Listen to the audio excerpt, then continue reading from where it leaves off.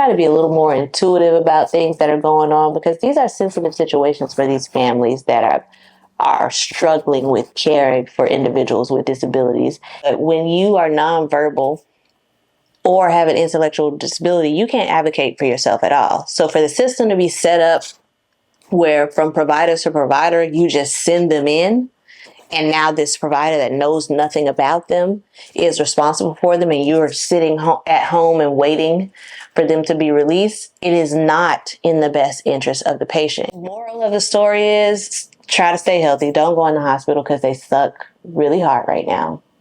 It just is what it is. I just kind of feel like if you decide that you're going to be an entrepreneur, you need to be prepared to deal with whatever it is, whatever it looks like, whenever it comes. You do not have time to be sad about it or to worry about it. You're wasting time with those emotions. You should be solely focused on finding a solution.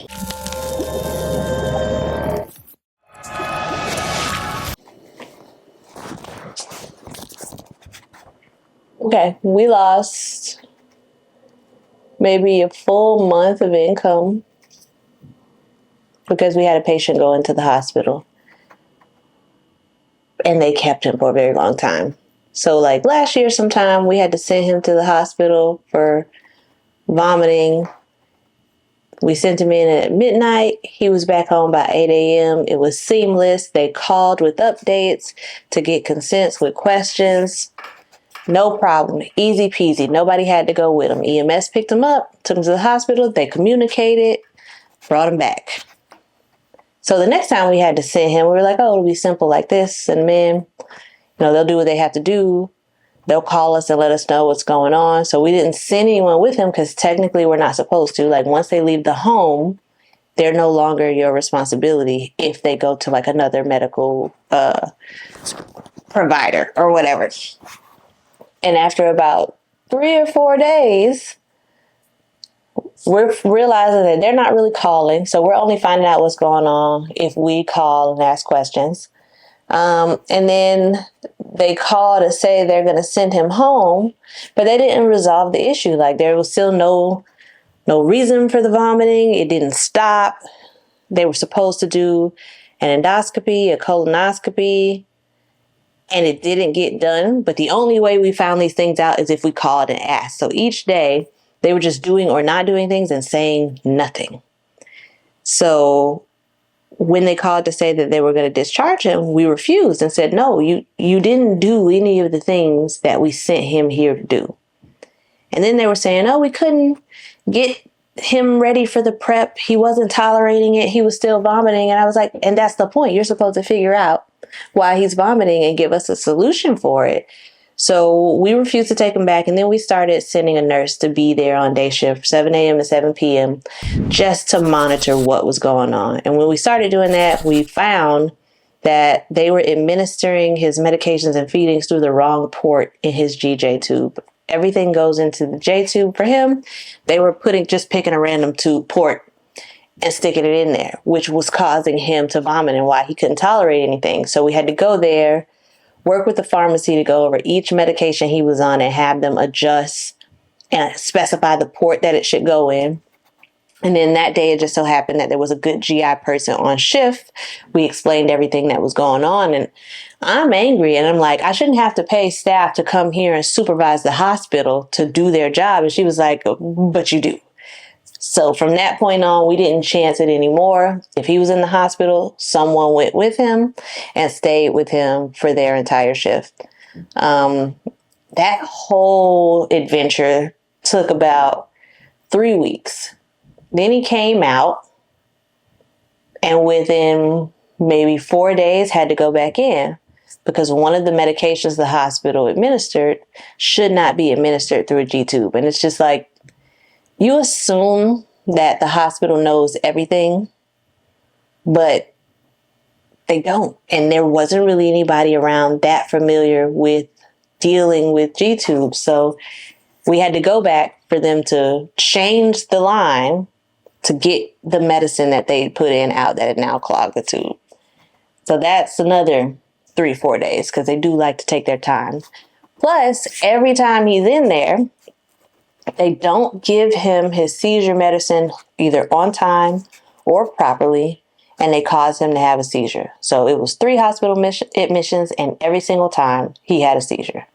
No matter how many times we said, hey, you haven't given him his medicine yet, he has to have it. And they're like, oh, we have to wait for admission. He's in an ER. We don't do that here. He has to be admitted first. 12 hours later, no medicine. He's having a seizure. So it was just a constant fight with them. The number of things that went wrong, putting the medication in the wrong port, withholding medication, causing seizures, and then, oh, he had a seizure, so we need to keep him a couple more days to monitor him. Like, no, you're the problem. You're the reason he's been here this long. Please send him back. So finally, after a month of that, he is home, he's happy, he's stable, and moral of the story is try to stay healthy. Don't go in the hospital because they suck really hard right now. Can you talk about some of the preventative communication you tried to initiate, whether it was updating the MAR, updating his records, and they still just failed miserably? Yeah, so anytime you send a patient in, you're going to send them in with a copy of their medications and their medication schedule, and with like a demographic sheet with all of their details. So it's not like the hospital doesn't know. Plus, we intentionally use the hospital that's in the network with all of his doctors so that in their records, they can see every doctor's appointment he's had. They already have his medicine in their system because he's been there before. He uses their network doctors, but we still send him every time with a copy of his medication record. The seizure medicine is on there. Why they can't follow it, I do not know. Then you have a call with the pharmacist and you go through each medication one by one. They still screw it up. So I don't really know what the issue is there, but we're sending copies. We're calling and going over the record. And then now we also have a staff member there through the whole shift, just to make sure to push, to ask the questions. If somebody comes in with anything to do to him or put in him, we have somebody there to ask, what is this? Why are you doing that?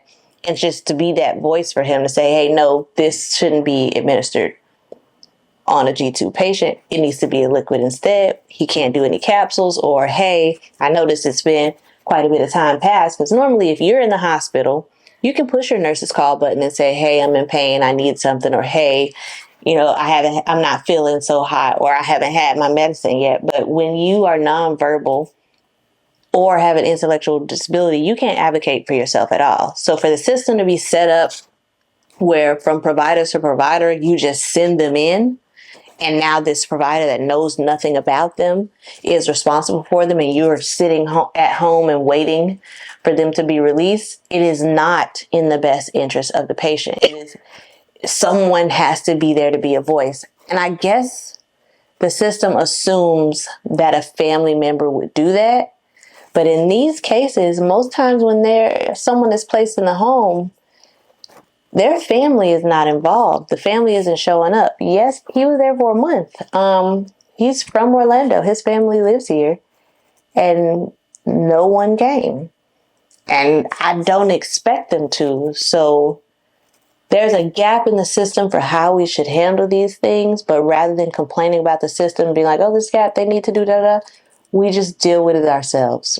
Okay, I'm not going to send a staff person home because them not receiving their pay impacts their lives. So if you're working, there you go. Now your shift is hospital watch. Speaking of the amount of hours that had to be had to go into him being in the hospital, can you talk from a business perspective, the cost on the monetary loss of time from him being in the hospital and the additional cost with you having to spend and pay your own staff to do the hospital's job? Sure. So with a patient out of the home for a month, that particular patient, we lost $18,000 that month because we can't bill if he's not here. So there's $18,000 lost. However, your staff cost is still, let's say, just the second person, right? Because if it's one person in the house, we only need one person. That's roughly $6,000 every 2 weeks. So $12,000 a month for that second staff person who now doesn't have much to do in the home because there are less patients in it. So $18,000 lost plus $12,000 in payroll just so that, someone can be with him in the hospital, but also we can't allow whatever's happening within our business to disrupt the livelihood of our staff. So we just eat that. And as painful as that was, right, I feel like we had a little bit of a celebratory victory lap the other day in just being grateful for the staff being here as they have, and your consideration for not disrupting their livelihood and keeping them on, even in the face of a negative element that arose in the business.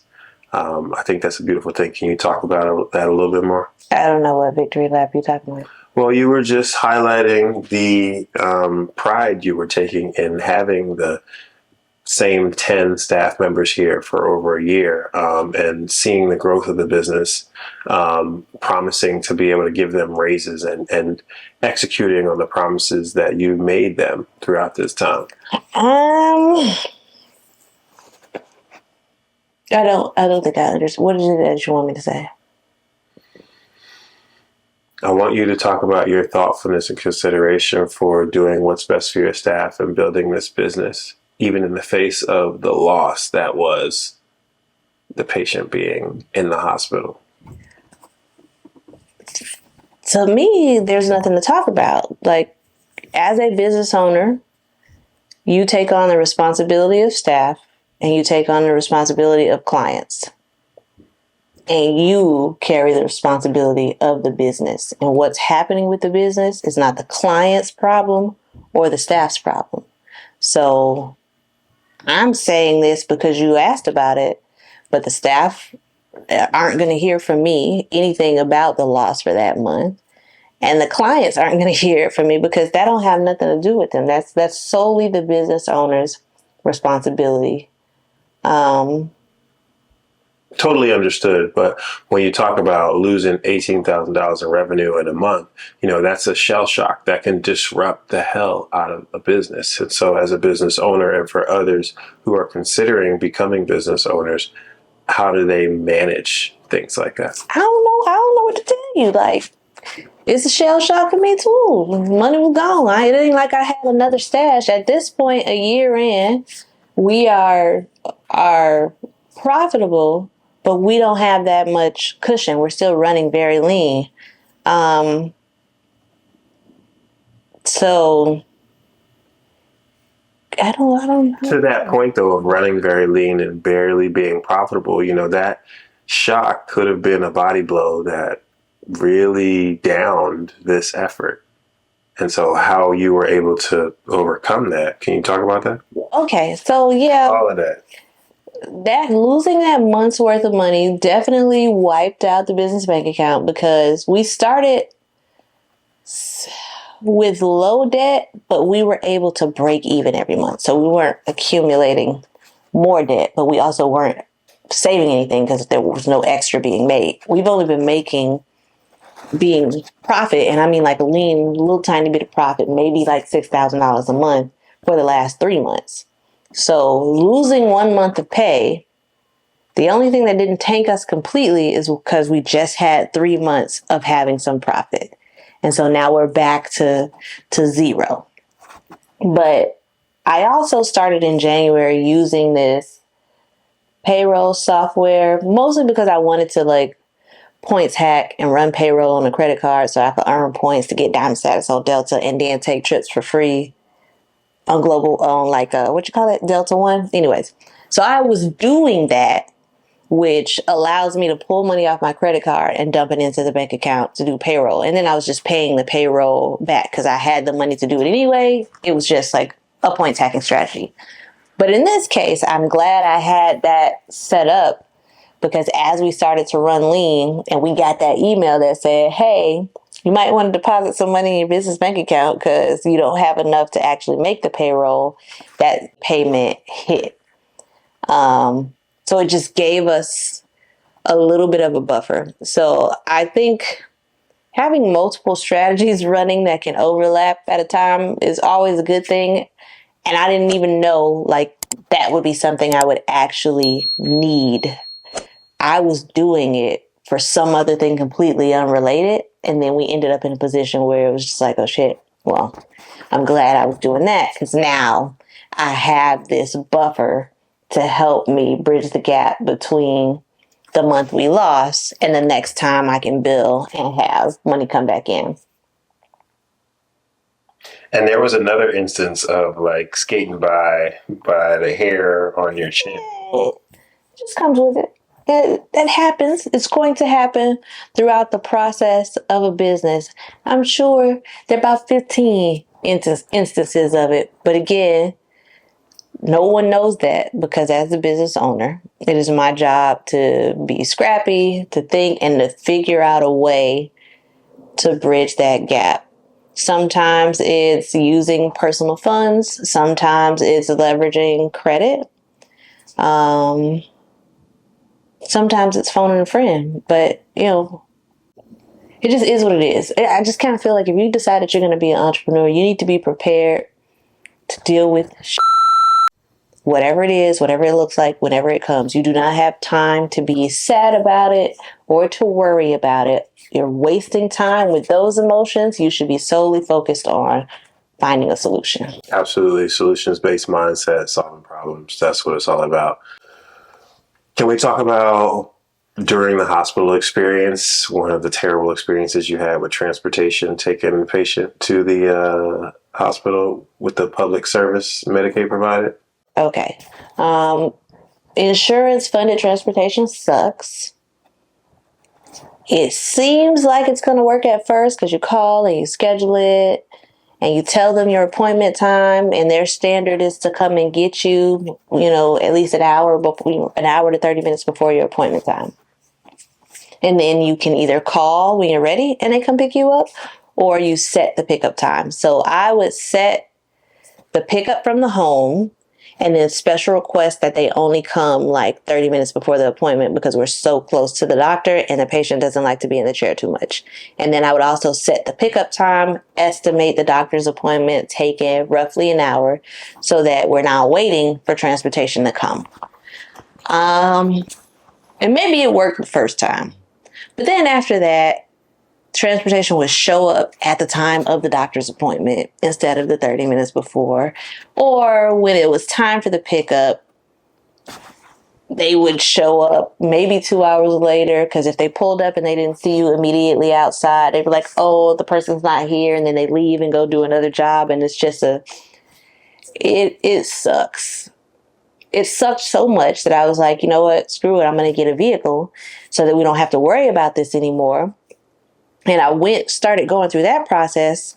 And someone told me that it would be cheaper to get a used vehicle and convert it. Okay. So I found a used vehicle for like $8,000.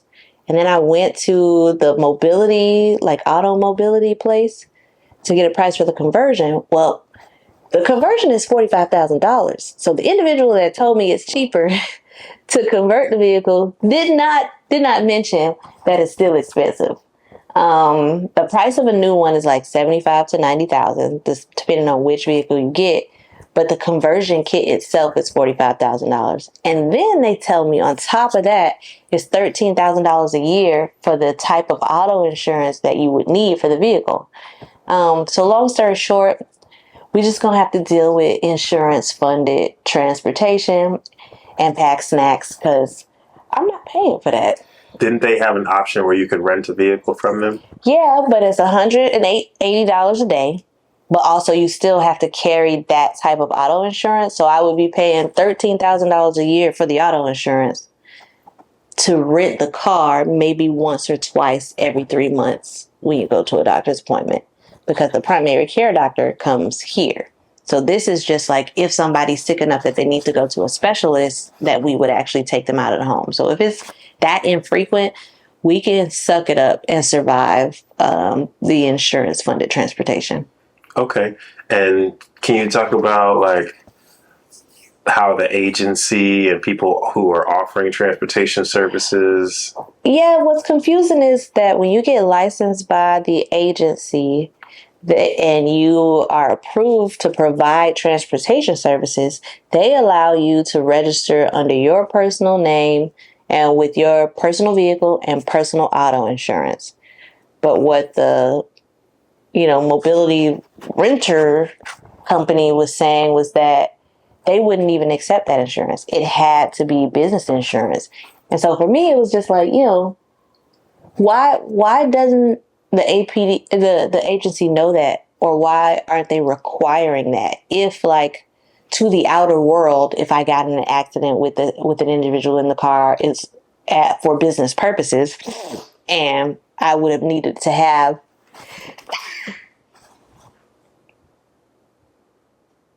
business insurance for that. Like, why wouldn't they require it?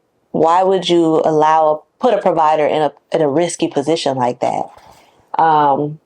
So it's he say, she say right now. I haven't gone back to the agency to verify and to understand why. But right now, that's the question. Like, seriously, I should have business insurance if I'm providing transportation, but you're not requiring it. So I don't know.